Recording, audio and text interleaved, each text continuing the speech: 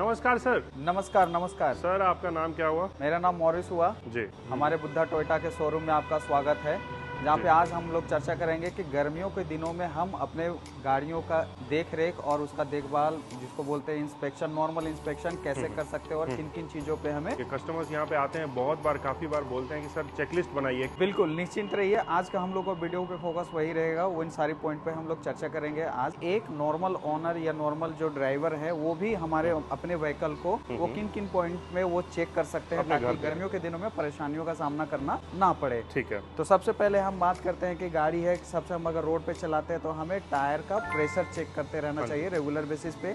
अगर high pressure हम दे रहे हैं तो एटमॉस्फेयर का टेम्परेचर और एम्बिएंट टेम्परेचर जो है उसमें क्या होता है, मिसमैच होता है, एक्सेस हो जाएगा तो टायर जो है हमारा बर्स्ट करने का संभावना रहता है। दूसरा पॉइंट है, हमें रेगुलर बेसिस पे इंजन ऑयल का लेवल चेक कीजिए। अगर इंजन ऑयल आपका अगर रेगुलर बेसिस पे सर्विस हो रहा है, रिप्लेस हो रहा है तो वेल एंड गुड है। अगर नहीं हो रहा है तो आप बीच में इंटरवल में भी आप चेक कर सकते हैं और आप उसका क्वालिटी देख सकते हैं, उसका क्वांटिटी देख सकते हैं। सबसे पहले बॉन्डेट को खोल लेंगे।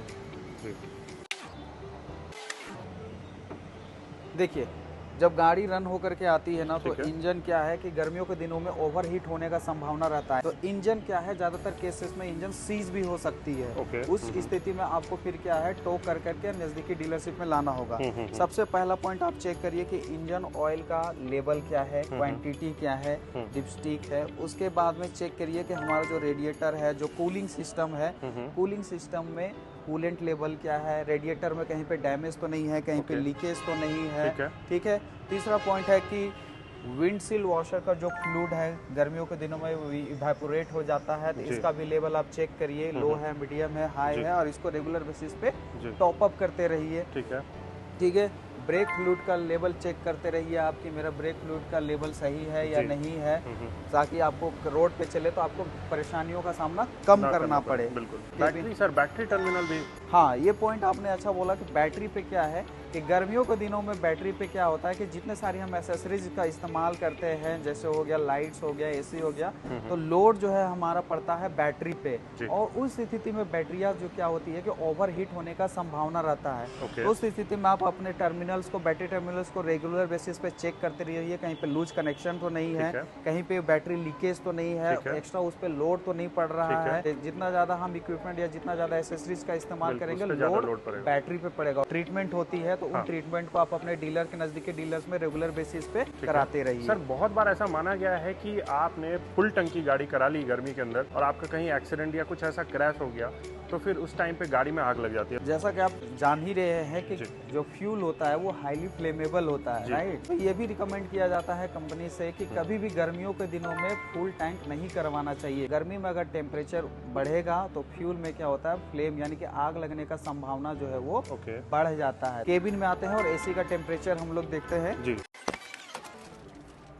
जैसे केबिन में आए, हमने इंजन स्टार्ट किया, इंजन स्टार्ट है, गाड़ी चल नहीं रही है, ब्लोअर स्टार्ट है। अभी एसी का हम लोग लेवल चेक कर रहे हैं कि कूलिंग कर रहा है या नहीं कर रहा है। ब्लोअर का कंडीशन चेक करेंगे, ब्लोअर को फुल वॉल्यूम पे लेके जाएंगे, फुल वॉल्यूम पे चला गया। टेम्परेचर को हमने सबसे लो पे कर लिया है।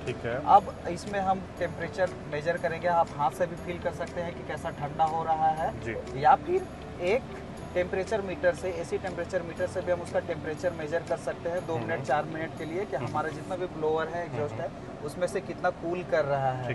ठीक है। अगर आपको लग रहा है कि मेरा एसी इनफ कूल नहीं कर रहा है, तो उस स्थिति में आप अपना एसी गैस, रेफ्रिजरेंट गैस को चेक करवाइए लेवल, क्योंकि उसका अगर क्वांटिटी का संभव होता है कि अगर कहीं से लीकेज है, एसी गैस लीक कर रहा है, कंप्रेसर ऑयल लीकेज है या कंप्रेसर अच्छे से काम नहीं कर रहा है, उस स्थिति में भी हमारा एसी जो है वो काम नहीं करता।